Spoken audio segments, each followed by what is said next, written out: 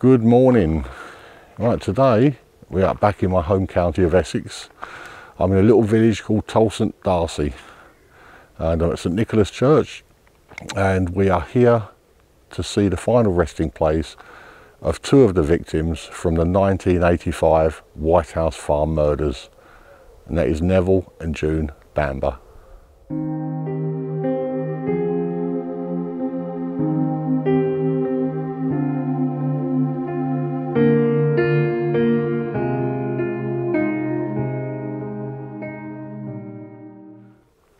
Neville and June Bamber unfortunately couldn't have children, so they adopted two children, or two babies. And was it, well, it was definitely, one way or another, it's probably the worst decision they ever made.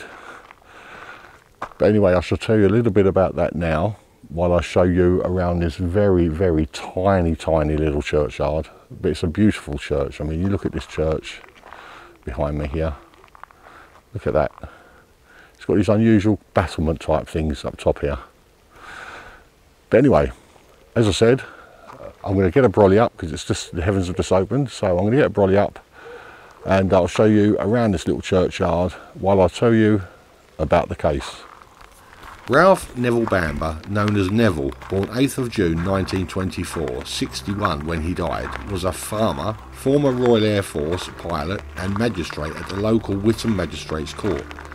He and his wife June, née Speakman, born 3rd of June 1924, also 61 when she died, had married in 1949 and moved into the Georgian Whitehouse farm on Pages Lane, Tolleshunt D'Arcy, Essex, set amongst 300 acres of tenant farmland that had belonged to June's father.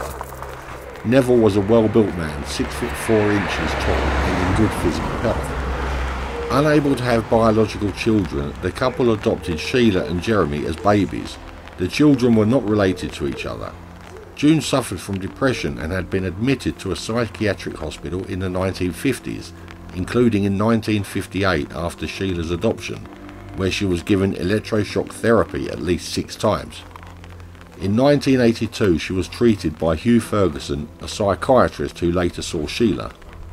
The Bambers were financially secure, owning property that included the farmhouse, a flat in London, 300 acres of land and a caravan site.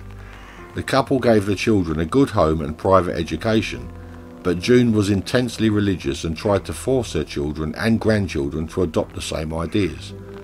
She had a poor relationship with Sheila, who felt June disapproved of her, and June's relationship with Jeremy was so troubled that he had apparently stopped speaking to her. Sheila's ex-husband was concerned about the effect June was having on his sons. She made them kneel and pray with her, which upset him and the boys. Daniel and Nicholas Caffell, born 22nd of June 1979, 6 when they died, were born to Sheila and Colin Caffell, who married in 1977 and divorced in 1982. Colin was an art student when he met Sheila. Both parents were involved in the children's upbringing after the divorce, although the boys were briefly placed in foster care in 1982 to 1983 because of Sheila's health problems. For several months before the murders, they had been living with Colin in his home in Kilburn, North London, not far from Sheila's residence in Maid Vale. Jeremy Nevill Bamber was born on the 13th of January 1961 to a student midwife who, after an affair with a married army sergeant, gave her baby to the Church of England Children's Society when he was 6 weeks old. His biological parents later married and had other children. His father became a senior staff member in Buckingham Palace. Neville and June adopted Jeremy when he was 6 months old. They sent him to St Nicholas Primary School, then along with Sheila to Malden Court Prep School.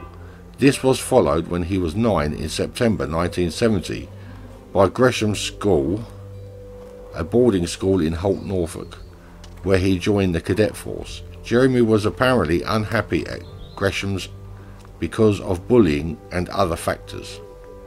The financial ties and inheritance issues within the immediate and extended family provided a motive and added a layer of complexity to the case.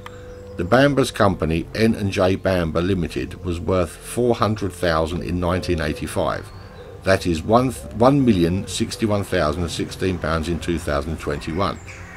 In their wills, June left £230,000 and Neville £380,000.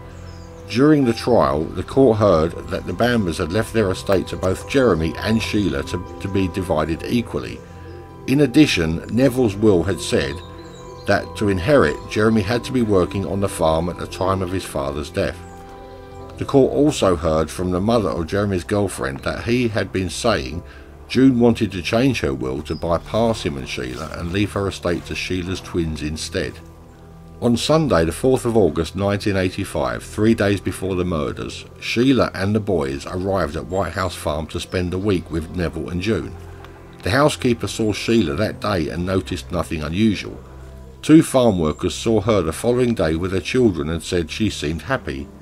One of the crime scene photographers showed that someone had carved "I hate this place" into the cupboard doors of the bedroom in which the twins were sleeping. Jeremy telephoned Chelmsford Police Station and not the 999 emergency number from his home in the early hours of the 7th of August to raise the alarm. He told them he had received a telephone call from his father, from the landline at Whitehouse Farm to the landline at Bamber's home, to say that Sheila had gone berserk with a gun. Jeremy said the line went dead in the middle of the call. After the telephone calls, Jeremy drove to the farmhouse, as did 3 officers from Witham Police Station, who later testified that he had been driving much more slowly than them. They passed him on Pages Lane and arrived at the farmhouse 1 or 2 minutes before him. The police entered the farmhouse at 7:54 AM using a sledgehammer to break the back door. The door had been locked from the inside with the key still in the lock. They found 5 bodies with multiple gunshot wounds. Neville downstairs in the kitchen and the rest upstairs. 25 shots had been fired, mostly at close range. In what order the family was killed is not known. A telephone was lying on one of the kitchen surfaces with its receiver off the hook next to empty .22 cartridge cases. The police said chairs and stools were overturned and there were broken crockery, a broken sugar basin, a broken ceiling light and what looked like blood on the floor. Neville, June and Sheila were cremated. The boys were buried. Jeremy's behaviour before and after the funeral increased suspicion among his family that he had been involved. They alleged that he sobbed during the funeral service for his parents and sister, and at one point seemed to buckle and had to be supported. Jeremy's trial, which lasted 18 days, opened on 3rd of October 1986 before Mr Justice Drake and a jury of 7 men and 5 women at Chelmsford Crown Court. On October the 28th, after deliberating for more than 9 hours, the jury found Jeremy guilty by a majority of 10-2, the minimum required for conviction, sentencing him to 5 life terms, with a recommendation that he serve a minimum of 25 years. The judge told Jeremy, "Your conduct in planning and carrying out the killing of 5 members of your family was evil, almost beyond belief." In December 1994, Home Secretary Michael Howard told Jeremy that he would remain in prison for the rest of his life, following a decision in 1988 by the Home Secretary of the day, Douglas Hurd. Well, the heavens have just opened and I put the umbrella back in the car, unfortunately, and now I'm behind the church. But the question is, do you think Jeremy murdered his family, or do you think Sheila murdered her family and then committed suicide? Now, Jeremy was obviously convicted of it and he will never be released. Sheila was, of course, diagnosed with schizophrenia, and she was on medication, which once a medical examiner had examined her body, he stated that yes, she had taken a medication, but he'd also found traces of cannabis in her system, which she had obviously been on in the last few days. But can you see her shooting her children, 6-year-old twin boys, that many times? It just doesn't ring true with me. Also, the rifle was found in her grasp without the silencer. If had the silencer on, then it would have been too long for her to actually shoot herself. but it was found without the silencer on it, and the silencer was found a few days later with specks of paint and that on it. And it also shows signs that the silencer had been on the gun when the murders took place, because as I said, there was red paint on it, and there was also scratches on the mantelpiece with exactly the same red paint as our struggle had taken place. Yeah, she was buried with her boys in London. She was cremated, her boys were buried, but her husband wanted her buried with her children, which is fair enough. But do you think it was Jeremy, or do you think it was her? Sorry, I was distracted, there was a rabbit in the background now. But anyway, that's enough waffle. I think it's stopped raining enough now for me to take you to have a look at the final resting place. Right, because it's such a small churchyard, it was actually quite easy to find their final resting place. It's just over here. It's only a small stone. There was a big plant, a potted plant in the way, which I've had to move so we could gain access to the actual headstone, but I will replace it as soon as we are done. And here's the potted plant which I've had to move out of the way.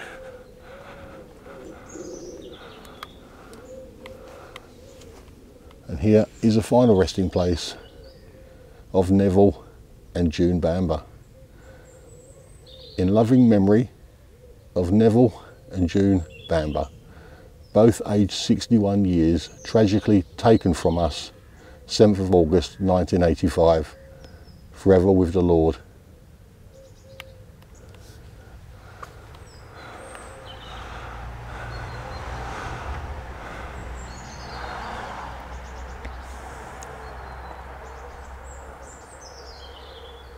Well, that is the final resting place of Neville and June Bamber. Very sad story, made all the news headlines. There was an actual ITV drama based on this story, and people's opinions are totally split on this one, who actually killed them. But anyway, that's the end of this video. I hope you enjoyed it. I know it's a very sad one. 2 6-year-old kids especially being killed in this one. But I hope you enjoyed it anyway. If you did, please leave me a thumbs up. And if you like the content, then maybe consider subscribing, all the usual stuff, you know, make sure you hit the notification bell, blah, blah, blah. But anyway, that is it from St Nicholas Church in Essex. I know, I don't do many in Essex now. Off to Oxfordshire in the next couple of weeks, but I've got another one to do in Warwickshire first. But anyway, I will see you all again soon. So thank you so much for watching. Bye bye for now.